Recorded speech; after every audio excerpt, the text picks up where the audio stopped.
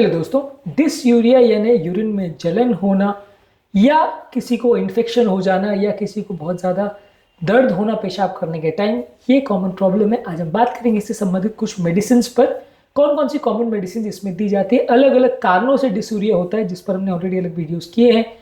खाद्य पदार्थों में क्या अच्छा क्या बुरा, टिप्स पर हमने बात करी। आज बात करेंगे सिर्फ मेडिसिन पर।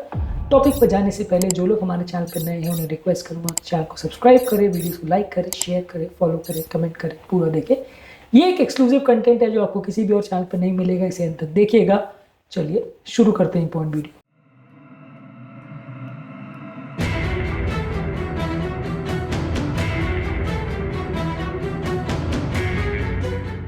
सबसे पहले अगर किसी व्यक्ति को यूरिनरी ट्रैक्ट इन्फेक्शन हो जाए यानी पेशाब की नली में अगर इन्फेक्शन हो जाए, जैसे एंटीबायोटिक जैसे नाइट्रोफ्यूरेंटॉइन, ट्राइमिथोप्रिम, सल्फामिथोक्साजोल यानी टीएमपी, एसएमएक्स या फॉस्फोमाइसिन ये देते हैं। ये 3 दवाएं कॉमनली दी जाती है। इसके अलावा सिप्रोफ्लॉक्सासिन या लिवोफ्लॉक्सासिन कॉम्बिनेशंस में दी जा सकती है। अगर इन्फेक्शन जो है अनकॉम्प्लिकेटेड है यानी माइनर इन्फेक्शन है तो 3 से 5 दिन तक दवाई दी जाती है। कॉम्प्लिकेटेड है और इन्फेक्शन अगर फैल गया है तो फिर 7 से 14 दिन तक एंटीबायोटिक थेरेपी दी जाती है। साथ में अगर पेशाब करते समय लोग को जलन या दर्द हो रहा है तो फिनेजोपायरिडीन करके एक दवा होती है जो कि दिया जाता है अगर किसी व्यक्ति को इन्फेक्शन है, और पेन रिलीफ करने के लिए दिया जाता है। यह हालांकि इन्फेक्शन को ठीक नहीं करेगा, ये खाली दर्द को कम करेगा। इसको 1 से 2 दिन तक दर्द को कम करने के लिए दिया जा सकता है। एंटीबायोटिक्स में ये कॉमन चॉइसेस हैं ड्रग्स की जो देते हैं जो यूरिनरी ट्रैक्ट इन्फेक्शन में, पेशाब के इन्फेक्शन को कम करने में मदद करता है। नाइट्रोफ्यूरेंटाइन सबसे कॉमनली दी जाती है। टीएमपी, एसएमएक्स कभी कभार दी जाती है, अगर लोकल रेजिस्टेंस बहुत ज़्यादा नहीं हो तो दे सकते हैं।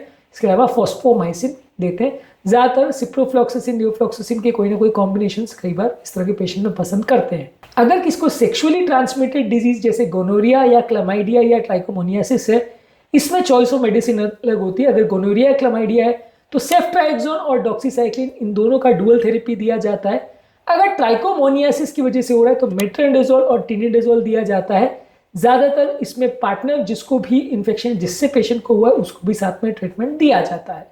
तो ये चॉइस है अगर सेक्सुअली ट्रांसमिटेड इन्फेक्शन हुआ है। इसके अलावा अगर प्रोस्टेट में सूजन है यानी प्रोस्टेटाइटिस है तो अक्यूट बैक्टीरियल प्रोस्टेटाइटिस में पेशेंट को सिप्रोफ्लॉक्सासिन या लिवोफ्लॉक्सासिन 2 से 4 हफ्तों तक दिया जाता है, यानी 15 दिन से 30 दिन तक यूजली दिया जाता है।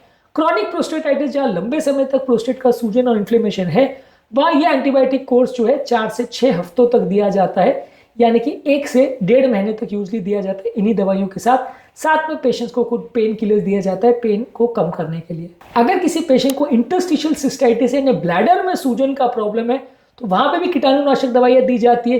इसके अलावा ब्लैडर में आप इंस्टिल करते हो DMSO या हिपैरिन को। DMSO का मतलब है डाइमिथाइल सल्फोक्साइड करके मेडिसिन आती है जिसको डायरेक्टली यूरिनरी ब्लैडर में पेशाब की नली के थ्रू डाला जाता है बार बार, तो इससे कई बार इन्फेक्शंस को कंट्रोल करने में मदद मिलती है। और हिपैरिन दिया जाता है क्लॉट ना बने इसके लिए। इसके अलावा एमिट्रिप्टिलिन देते हैं जो कि दर्द को कम करता है।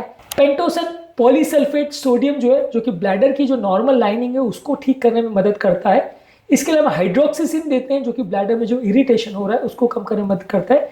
साथ में आप पेशेंट को जो खाद्य पदार्थ और जो पेय पदार्थ में ध्यान रखने की जरूरत है वो सारी चीज़ें कराते हैं। कीटाणुनाशक दवाइयाँ देते हैं तो इससे पेशेंट को फायदा मिलता है। अगर किसी पेशेंट को यूरेथ्रल रीजन और वेजाइनल रीजन में इरिटेशन होता है खासकर एल्डरली फीमेल्स में, तो वहाँ टॉपिकल एस्ट्रोजन की क्रीम्स आती है, क्योंकि यहाँ पे एस्ट्रोजन की कमी होने की वजह से बॉडी का जो वहाँ पे इन्फेक्शन होने का चांस बढ़ जाता है, तो टॉपिकल एस्ट्रोजन की क्रीम्स देते हैं। और कोई भी इरिटेंट्स या केमिकल्स वगैरह का प्रयोग नहीं करने को बोलते हैं। इस तरह के पेशेंट को वार्म सिट्स बात भी कराया जाता है जिसमें गर्म पानी के टब जिसमें कुछ केमिकल्स का या दवाइयों का प्रयोग किया जाता है, उसमें पेशेंट को कुछ देर बैठने को बोला जाता है, इन्फेक्शन कम करता है। ये सारी चीज़ें यूज करके पेशेंट को ट्रीट किया जाता है अगर यूरेथ्रल या वजाइनल इरिटेशन अगर किसी फीमेल पेशेंट को हो रहा है तो। इसके अलावा अगर किसी को पथरी का प्रॉब्लम है तो उसमें पेन किलर दिया जाएगा। पथरी के लिए दवाइयाँ दी जाती है। पथरी इजीली निकल जाए इसलिए मसल को रिलैक्स करने के लिए अल्फा ब्लॉकर मेडिसिन दी जाती है। पथरी के मैनेजमेंट पर हमने ऑलरेडी डिटेल में काफ़ी वीडियोज़ किए जो कि आप हमारे चैनल पर देख सकते हैं। पर यह भी एक इंपॉर्टेंट कारण हो सकता है जिससे लोगों को डिसयूरिया यानी यूरिन करते समय पेन हो, तो उसका मैनेजमेंट भी किया जाता है। इसके अलावा यूरिनरी एनाल्जेसिक में आप अगर पेशेंट को बार बार अगर पेन हो रहे तो टेम्प्रेरी रिलीफ के लिए फिनाजोपायरिडीन काफ़ी दवा देते हैं पेशेंट को। ये ज़्यादातर पेशेंट को कई बार यूरिन का कलर को ऑरेंज करता है और इसमें अगर लंबे समय तक यूज़ किया जाए तो साइड इफेक्ट्स भी हो सकते हैं। लेकिन ये है कि अगर इसको आप यूज़ करते हो तो पेशेंट का पेन कम हो जाता है, यूरिन में जो दर्द हो रहा है पेशाब करते समय वो चला जाता है। साथ में आप पेशेंट को कुछ पेन किलर्स जैसे एस्प्रिन, नेप्रोक्सेन, आइबुप्रोफेन इस तरह की चीज़ें दे सकते हो जो कि पेन को कम करने में मदद करता है। अगर ये पेन जो यूरिन करते समय बहुत ज़्यादा हो रहा है और 2 से 3 दिन तक ट्रीटमेंट करने के बाद भी ठीक नहीं हो रहा है, साथ में अगर फीवर हो रहा है और बार बार अगर पेशेंट को डिसयूरिया हो रहा है तो फिर आपको डॉक्टर को दिखाने की आवश्यकता है और उसमें अग्रेसिव ट्रीटमेंट लेने की आवश्यकता है। हालांकि ये सारी दवाइयाँ जो मैंने बताई है ये भी बिना डॉक्टर के कंसल्टेशन के लेना अच्छा नहीं है। इनमें से भी अगर दवाइयों को आप बिना उसके लेते हो तो कई बार सीरियस साइड इफेक्ट्स या प्रॉब्लम्स होने का चांस है। तो इसलिए कोई भी ट्रीटमेंट को मेडिसिन का, हालांकि मैंने आपको नाम बता दिया है, फिर कोई भी थेरेपी को बिना डॉक्टर के कंसल्टेशन के लेना अच्छा नहीं है, रिस्की हो सकता है। पर हाँ, नाम को जानना एटलीस्ट अनिवार्य है ताकि आपको एक बेसिक अंडरस्टैंडिंग हो जाए आपको इनमें से कौन सी दवा चल रही है, थोड़ा आपको एक अंडरस्टैंडिंग मिल जाए मेडिकल फील्ड का, इसलिए आपको इन्फॉर्मेशन दी, ना कि इसलिए कि आप इसको अपने घर पर यूज़ करना चालू कर दो बिना डॉक्टर से पूछे। उम्मीद करूंगा कि आज के टॉपिक में कुछ नई बातें जानने को मिली होगी। डिसयूरिया के ट्रीटमेंट संबंधित हमने और भी बहुत सारे वीडियोस किए, भी जरूर चेकआउट करें। टॉपिक एंड करने से पहले जो लोग हमारे चैनल पर नए हैं उन्हें रिक्वेस्ट करूंगा कि चैनल को सब्सक्राइब करें, वीडियोस को लाइक करें, शेयर करें, फॉलो करें, कमेंट करें पूरा।